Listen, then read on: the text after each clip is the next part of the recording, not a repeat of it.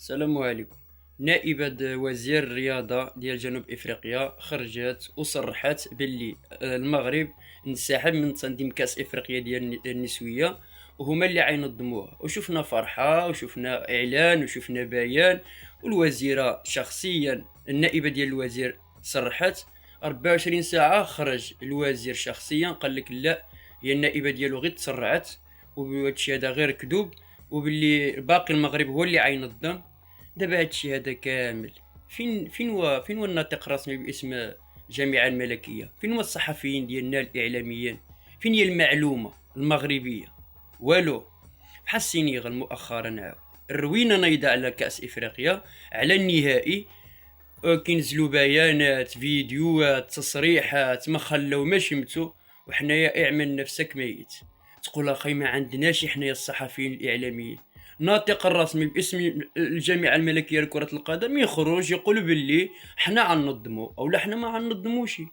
واش كتخليو جنوب افريقيا تخرج نائبه الوزير اليوم وتقول باللي المغرب انسحب وباللي ما عينظمش وحنا اللي عننظمو؟ والفرحه وتصريحات 24 ساعه تخرج تقول لك لا المغرب. يخرج الوزير شخصيا يقول لك لا، النائبه ديالي غير تسرعت وصافي، المغرب هو اللي عينظم وهو اللي عينظم كاس افريقيا وحنايا لا غير تسرعت وصافي. والرئيس ديال الكاف موتسيبي جنوب افريقيا ما يعطيكش المعلومه الصحيحه. علاش؟ حيت حنايا اعمل نفسك ميت. المملكه المغربيه الشريفه ما فيهاش الصحفيين، ما فيهاش اعلاميين، ما فيهاش الناس كتجيب المعلومه الصحيحه نشوفوها حنايا. حنا عاود نشبروا المعلومه ونعطيوها للناس، ولا اعمل نفسك ميت. ما عندنا اعلاميين، ما عندنا صحفيين، ما عندنا بلاطوات، ما عندنا اخبار.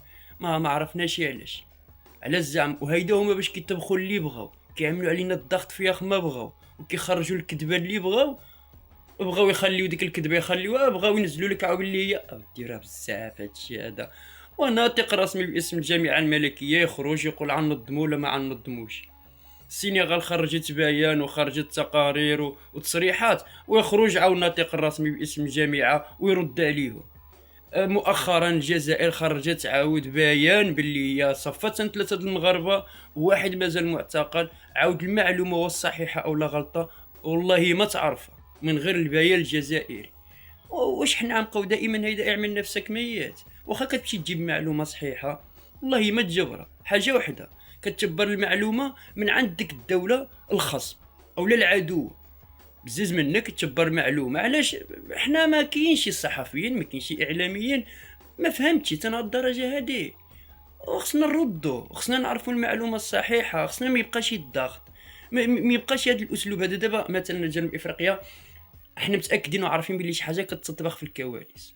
ما يمكنش تخرج نائبه الوزير تقول تصريح وغدا يخرج الوزير يقول لك لا النائبه ديالي غير تسرعت، والرئيس ديال الكاف شخصيا ولد جنوب افريقيا وما يعطيكش المعلومه الصحيحه. هادشي هذا بزاف المعلومات. الجزائر باقي لحد الساعه معلقه واش بصح ديك ثلاثه المغاربه تغتالوا واحد باقي معتقل ولا لا. السينيغال ديك التصريحات كاملين وديك البيانات وديك الشمته كامله باقي لحد الساعه ما كنشوفوا لا ردود ولا والو. مغير بعض الاطراف الصحفيين مثلا اللي ما نعرف هيدا وصافي، او الاخوان في يوتيوب تيك توك السوشيال ميديا.